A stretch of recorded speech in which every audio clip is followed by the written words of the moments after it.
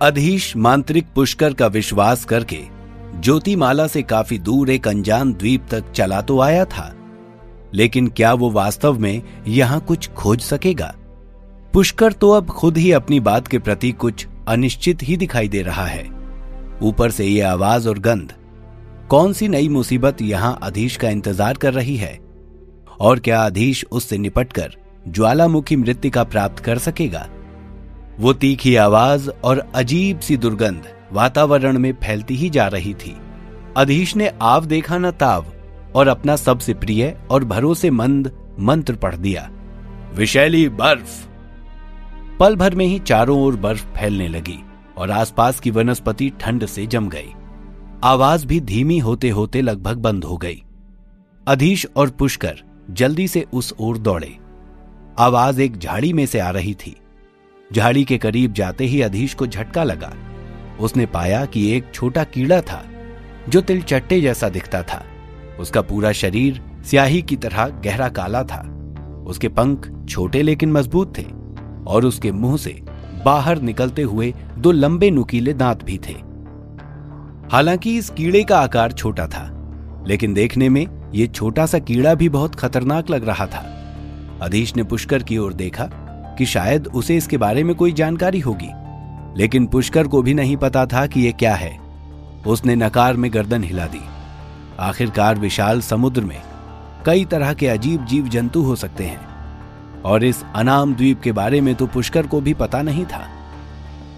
अधीश थोड़ा और झुककर उस कीड़े को देखने लगा। सावधान रहे मांत्रिक अधीश, मुझे लगता है कि आपको अपनी सुरक्षा के लिए रक्षात्मक मंत्रों का उपयोग करना चाहिए। अधीश ने केवल एक मुस्कान के साथ पुष्कर की इस बात को टाल दिया।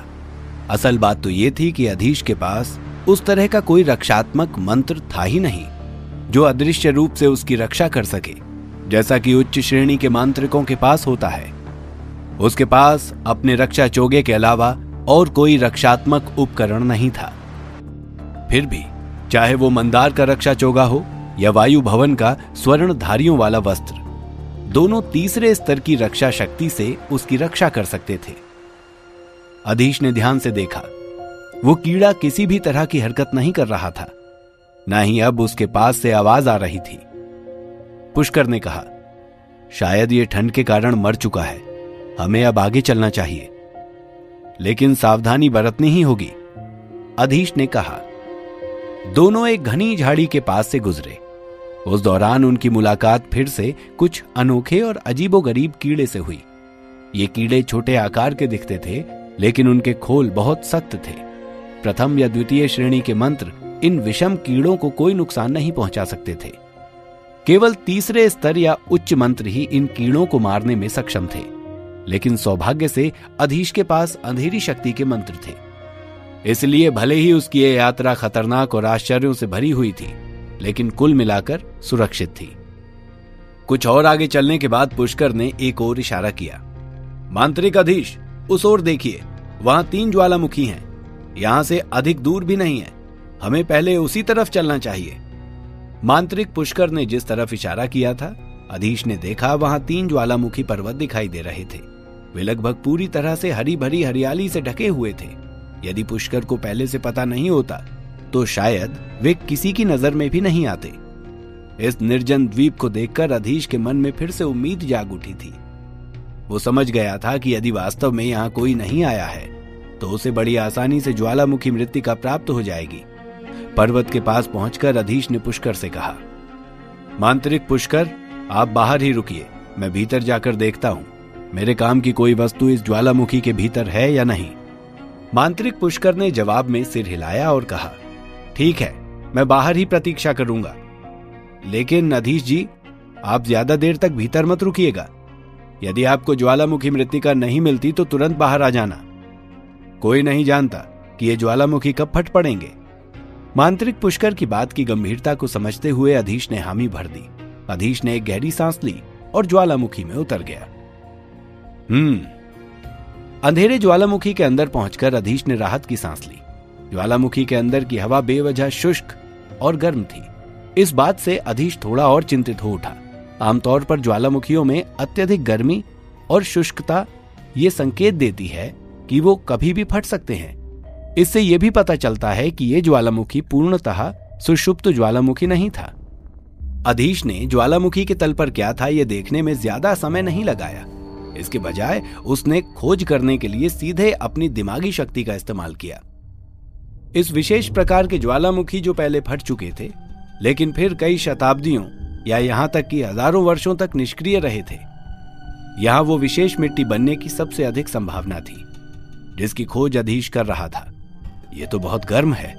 अधीश ने ज्वालामुखी के आधार पर चट्टान की दीवार को धीरे से छुआ जिससे गर्मी की लहरें महसूस हो रही थीं। यह अच्छा संकेत नहीं है। चट्टान की दीवार का केवल यही भाग क्यों गर्म है? अधीश को तुरंत एहसास हुआ कि कुछ गड़बड़ है। वो तेजी से घूमा और सावधानी से चट्टान की दीवार को छूकर देखने लगा। चट्टान की बाकी दीवारें बहुत सूखी और सख्त थीं और केवल यह हिस्सा ही नरम दिखाई दिया। इसके अलावा जब उसने उस चट्टान की दीवार पर जमी धूल को पोंछा, उसके हाथ पर एक लाल रंग की राख जैसी आ गई। फिर अधीश ने इस लाल रंग की राख की अच्छी तरह जांच की और खुशी से उछल पड़ा। मैंने आखिरकार इसे ढूंढ लिया है और ऐसा लगता है कि यहां बहुत सारी ज्वालामुखी मृत्तिका हैं। अधीश का चेहरा खुशी से खिल उठा। फिर उसने जल्दी से अपना खंजर निकाला और दीवार से मिट्टी खुरचना शुरू कर दिया। इस काम के लिए उसे कुछ चट्टानें तोड़नी भी पड़ी। जब अधीश ने एक बार फिर खंजर को चट्टान में धंसाया तो उसने एक हल्का सा कंपन महसूस किया। पहले तो यह ठीक से महसूस नहीं हुआ, लेकिन धीरे धीरे कंपन तेज होने लगा और साथ ही अजीब सी आवाज आने लगी, जैसे कोई जंगली पशु गुस्से से गुर्रा रहा हो। क्या चल रहा है? अधीश ने आंखें सिकोड़कर चारों ओर देखा। उस समय तक पूरी चट्टान की दीवार भी हल्की सी कांपने लगी थी। ऊपर से भी बजरी के टुकड़े गिरने लगे। ज्वालामुखी के भीतर का तापमान बहुत अधिक बढ़ गया था। अधीश घबरा गया, कहीं ये फटने वाला तो नहीं? अधीश ने अचानक ज्वालामुखी के तल को देखा। अंधेरे में वो अस्पष्ट रूप से टिमटिमाती हुई लपटें देख सकता था। अचानक अधीश का चेहरा पीला पड़ गया। उधर मांत्रिक पुष्कर ज्वालामुखी के बाहर बैठा उसकी प्रतीक्षा कर रहा था। कभी कभी कुछ अजीब से दिखने वाले कीड़े उसके आसपास आ जाते, लेकिन अपने मंत्रों से वो जल्द ही उन्हें खत्म कर देता था। अभी भी वो एक कीड़े को ध्यान से देख रहा था, लेकिन अचानक वो कीड़ा उल्टी दिशा में भागने लगा। ठीक उसी समय ऐसा लगा जैसे पूरा मैदान कांपने लगा हो। क्या चल रहा है? मांत्रिक पुष्कर ने अपने आसपास ध्यान से देखा। ऐसा लग रहा था कि भूकंप आया है, लेकिन जब उसने सामने देखा तो ज्वालामुखी के भीतर से काले धुएं के गुब्बार निकल रहे थे। अब उसे भूकंप के असली कारण का पता चल गया था। नहीं, ये ज्वालामुखी फटने वाला है।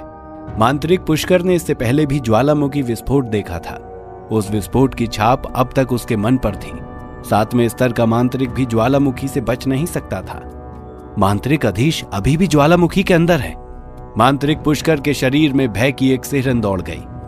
जमीन और भी बुरी तरह कांपने लगी थी। एक बार तो पुष्कर ने सोचा कि उसे वहां से भाग जाना चाहिए, क्योंकि यदि ज्वालामुखी फट गया तो इस पूरे द्वीप को अपनी चपेट में ले लेगा। नहीं, ज्वालामुखी फटने से पहले मुझे मांत्रिक अधीश को वहां से निकालना होगा। मांत्रिक पुष्कर ने गहरी सांस ली, फिर खुद को हवा में ऊंचा उठा लिया। अधीश भी ठीक यही सोच रहा था। यह बहुत गर्म है। अगर मैं कुछ और देर यहां ठहरा तो इसी लावे के नीचे दबकर मर जाऊंगा। मुझे जल्द से जल्द ज्वालामुखी छोड़ देना चाहिए। अधीश ने ज्वालामुखी के भीतर खतरे को महसूस किया, लेकिन अब भी वो अधिक मात्रा में मिट्टी निकाल नहीं पाया था।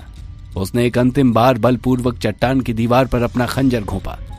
मिट्टी को निकालकर जल्दी से अधीश ने अपने छल्ले में जमा किया और मुहाने की ओर बढ़ने लगा। धड़ाम! ज्वालामुखी फट चुका था। लावा तेजी से उबल रहा था और अधीश को लगा जैसे उसका पूरा शरीर जलकर खाक हो जाएगा। उसने अपने अंदर ऊर्जा के हर कण को इकट्ठा किया, जोर से चिल्लाया और अपने शरीर को ज्वालामुखी से बाहर की ओर धकेला। तभी उसे मांत्रिक पुष्कर दिखाई दिया, जो हवा के बीच में था और ज्वालामुखी के भीतर झांक रहा था। जैसे ही उसने अधीश को देखा, उसके चेहरे पर राहत के भाव आ गए। अधीश अब भी बाहर आने के लिए पूरा जोर लगा रहा था। उस समय मांत्रिक पुष्कर के शरीर पर तीव्र वायु तत्व प्रकट हुए। यह उनका उड़ने वाला मंत्र था। मांत्रिक अधीश, अपनी जगह पर रहिए, मैं आपको निकालने की कोशिश करता हूं। अपनी बात पूरी करते करते पुष्कर ने पवन मंत्र पढ़ा और पल भर में ही अधीश हवा में झूलता हुआ समुद्र की ओर बढ़ने लगा। मांत्रिक पुष्कर की जादुई शक्ति अत्यंत प्रबल थी, लेकिन इस समय उसने अपनी ऊर्जा का एक बड़ा हिस्सा उपयोग कर लिया था और अधीश को उठाने के लिए भी उसे बहुत मेहनत करनी पड़ी। यही कारण था कि वो अधिक देर तक अधीश को थामे नहीं रह सका और दोनों समुद्र तट पर गिर पड़े। अधीश और पुष्कर दोनों के ही कपड़े समुद्र के खारे पानी से भीग चुके थे। दोनों ने पहले एक दूसरे की ओर देखा, फिर दूर ज्वालामुखी से उठ रहे धुएं की ओर। एक और भयंकर शब्द हुआ और ज्वालामुखी पूरी तरह से फट गया। अधीश ने उस तरफ देखा और पुष्कर से कहा, मैं किस तरह आपका धन्यवाद दूं साथी। आज यदि आप नहीं होते तो मैं सोच भी नहीं सकता कि मेरी मृत्यु किस तरह हुई होती। अधीश की सांसें फूल रही थीं। पुष्कर ने कहा, फिलहाल हमें जल्दी से जल्दी यहां से निकलना चाहिए अधीश जी। क्या आपका काम हो गया? पुष्कर के मन में अभी ज्वालामुखी का डर समाया हुआ था। अधीश ने कहा, हां मांत्रिक पुष्कर, मेरा काम हो गया।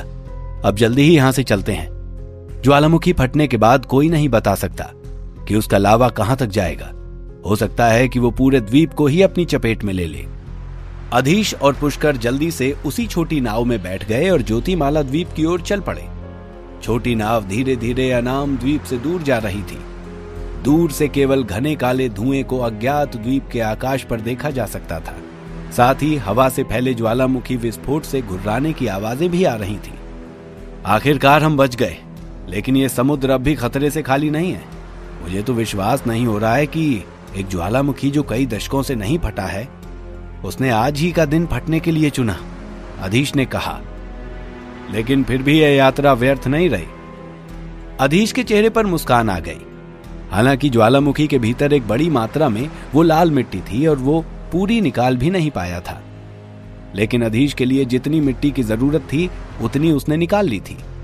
एक बार पृथ्वी शरण मंत्र स्थिर हो जाए तो उसके रक्षात्मक मंत्र का स्तर बढ़ जाएगा। यही सब सोचता हुआ अधीश आगे बढ़ रहा था कि तभी पुष्कर ने घबराई आवाज में कहा, मांत्रिक अधीश, देखिए पानी में क्या है। अधीश की नजरें ठीक वहीं पड़ी जहां पुष्कर देख रहा था। वे दोनों समुद्र के बीचों बीच थे। तभी पानी में बुलबुले से उठने लगे, जैसे ये समुद्र उबल रहा हो और गर्मी के कारण बुलबुले निकल रहे हों। क्या ये बुलबुले गहराई से आ रहे हैं? अधीश ने पूछा। पुष्कर ने जवाब दिया, मुझे भी यही लग रहा है कि पानी की गहरी सतह से ही ये बुलबुले पैदा हो रहे हैं। हमें सावधान रहना चाहिए। उस समय छोटी नाव पहले ही अज्ञात द्वीप से काफी दूर जा चुकी थी। अधीश तुरंत सतर्क हो गया। इस तरह की अजीब घटना उसने पहली बार देखी थी। शायद विशाल समुद्री क्षेत्र में अक्सर ऐसा होता हो, लेकिन समुद्र से अधीश का परिचय अभी नया ही था। अचानक एक तेज आवाज हुई, जैसे बहुत से भंवरे एक साथ गुंजन कर रहे हों। बुलबुले उठने के साथ ही शांत समुद्र पर धीरे धीरे एक विशाल भंवर बन गया। यह एक बड़ा भंवर था जो समुद्री जल के बड़े हिस्से को घुमाता हुआ चारों ओर की हर चीज को अपनी लपेट में ले लेता था। यहां तक कि अधीश और पुष्कर की छोटी सी नाव को भी उसकी तेज धारा ने भंवर की ओर खींच लिया था। जल्दी करो, हमें नाव से कूदना पड़ेगा, अधीश चिल्लाया और तुरंत नाव छोड़कर पानी में कूद गया। मांत्रिक पुष्कर ने अपने आप को एक बार फिर हवा में ऊंचा उठा लिया था, लेकिन जब वो खुद को भंवर से दूर करने वाला था तो ऐसा लगा जैसे भंवर के भीतर एक विशाल अदृश्य हाथ उभरा और मांत्रिक पुष्कर को पकड़ लिया हो। उधर अधीश भी पूरी शक्ति लगाने के बाद भी भंवर से बच नहीं सका और उसकी चपेट में आ गया। अब अधीश और पुष्कर दोनों एक साथ समुद्र में डूबते जा रहे थे। क्या है इस भंवर का रहस्य? ये जादू है या प्रकृति का खेल? क्या अधीश इससे जीवित बाहर आ सकेगा? जानने के लिए सुनते रहिए द मजिशियंस सीक्रेट, सिर्फ और सिर्फ पॉकेट एफएम पर।